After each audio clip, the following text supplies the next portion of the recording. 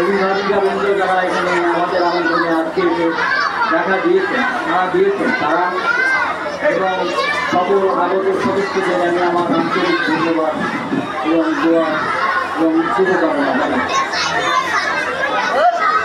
তোমাকে তো আমি বললাম যে তোমরা আজকে মাদের আমরা দেখেছিলাম তাদের কাছে তাদের সাজেশন তাদের কর্তব্য সম্বন্ধে কিছু কথা শোনার জন্য, কিন্তু কোনো মাই এখানে আসেননি। কেন আসেননি এই ব্যাখ্যা আমরা বলতে পারবো।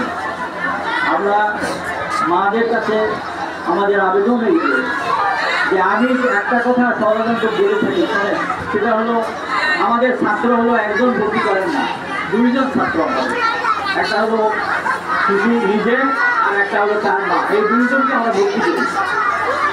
তো শিশুর সাথে সাথে আপনাকেও কিন্তু পড়াশোনা করতে হবে, শিশুর সাথে সাথে আপনাকেও পড়াশোনা করতে হবে।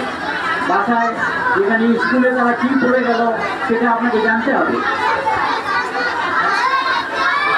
এই ছেলেরা বা ছাত্রী হয়ে গেছেন, সেই জন্য আপনাকে অবশ্যই তার যে লেখাপড়া এখানে হচ্ছে সেই লেখাপড়ার বিষয়ে আপনাকে অবশ্যই অবগত থাকতে হবে যে কী হচ্ছে, আমার সন্তান কী শিক্ষা শিখছে সেটা সম্বন্ধে আপনাকে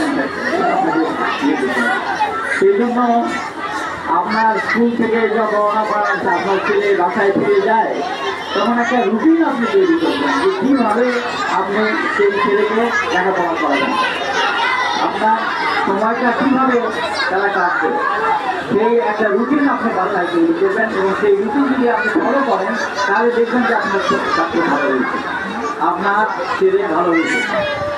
আপনি শুধু এখানে ছাত্র পাঠায় যদি চুপচাপ বাসায় বসে থাকেন, তাকে না দেখেন, ওই ছাত্ররা শিক্ষকরা তো পড়াচ্ছে এই মানে এইভাবে যদি তারা কাজ করতে থাকে, নিশ্চুপ হয়ে থাকে, তাহলে কিন্তু আপনার সন্তান ভবিষ্যতে আপনার যে আশা আপনি করেছিলেন সেই আশা সেই সন্তান দ্বারা পূর্ণ হবে না। একটা কথা এখানে আপনি জেনে রাখবেন যে আপনার দায়িত্ব সম্বন্ধে আমরা আমাদের প্রধান থেকে আলোচনা করেছেন, বলেছেন, অনেক কিছুই বলেছেন, সেটা আপনারা সবাই নিষ্ঠার সাথে পালন করবেন। আপনি মা, আপনি আপনার সন্তানকে ভালোবাসবেন, এই ভালোবাসার অধিকার তো আপনার দেওয়ার অধিকার আর আপনার বাচ্চাদের পাওয়ার অধিকার, কিন্তু ভালোবাসার একটা মাত্রা আছে। আপনার ছেলে অন্যায় কাজ করতেছে, মিথ্যা কথা বলতেছে, খেলাধুলাতে অধিক সময় নষ্ট করতেছে, ভাত নষ্ট করতেছে, শয়তানি বা বাড়িতে অনেক ভাগ বিতরণটা করতেছে, আপনি যদি তাকে না দেখেন, তার কথায় সায় দেন, তাহলে এই শিশু ভালো হতে পারে না। সেই জন্য আপনাকে ভালোবাসা দেখান, কিন্তু আপনি ভালোবাসার মাধ্যমে তাকে শাসন করেন, তাকে শাসনে রাখতে হবে। সেই শাসন কাজ থেকে আপনি অতিরিক্ত ভালোবাসা দেখাবেন না। সেই জন্য আমাদের অ্যারিস্টটল বলেছেন যে আপনারা আমাকে একটা সৎ মা দেন, একটা অ্যাক্টিভ মা দেন, আমি আপনাকে একটা জাতি দেবো, একটা জাতি উপহার দেবো। তো মা আপনারা যদি সন্তানের প্রতি, বাপ মা দুইজনেই হয়তো দেখা যাচ্ছে উদাসীন, কেউ না, একটা অন্তত একটা অভিভাবক মা শাসন বজায় রাখতে হবে, তাকে যাতে তারা সেই যাতে নিয়ম শৃঙ্খলা থাকে সেই ব্যবস্থা আপনাকে করতে হবে। এটা হচ্ছে আপনার একেবারে একান্ত ব্যক্তিগত, এবং কিনে অবশ্যই খাওয়াবেন না। আপনি বাসায় যা পারেন নিজে হাতে তৈরি করে সেটাই বাচ্চাকে খাওয়া উচিত।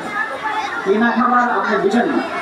কেনা খাবারের মধ্যে যেভাবে আমরা লক্ষ্য করছি, আপনারাও লক্ষ্য করেন, রাস্তার ধারে সুন্দর সুন্দর খাবার তৈরি করে আপনাদের সুবিধা করা মানে আপনাদের সন্তানকে আমরা ভালো আমাদের কিন্তু অসুবিধা আছে, সেই অসুবিধার কথা আমরা বারবার আপনাদের কাছে আবেদন করে থাকি, কিন্তু সেখানে কোনো বিশেষভাবে সাড়া পাওয়া যায়।